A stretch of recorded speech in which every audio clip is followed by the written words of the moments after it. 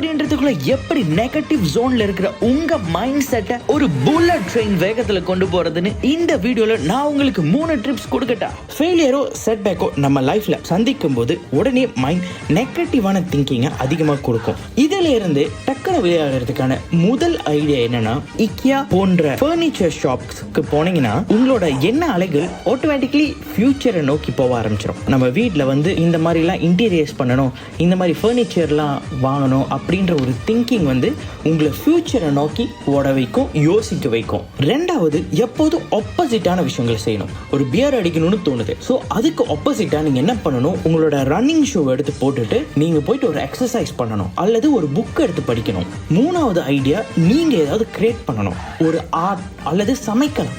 ஏதாவது பண்ணீங்கன்னா உங்க எண்ண அலைகள் வந்து டிஸ்ட்ராக்ட் ஆகி நீங்க செய்யற ஆர்ட்ல ஃபோக்கஸ் போயிடும். இது உங்களுக்கு ஹீல் பண்ண ஹெல்ப் பண்ணும்.